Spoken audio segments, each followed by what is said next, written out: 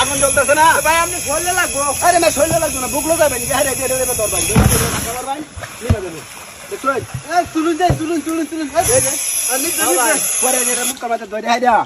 এটা খালি খুললে দিবেন না, এত আশা লাগবো ম্যাম না রান ম্যাম, এটা বুঝলে স্যার। হ্যাঁ, এই গরম হয়ে গেছে।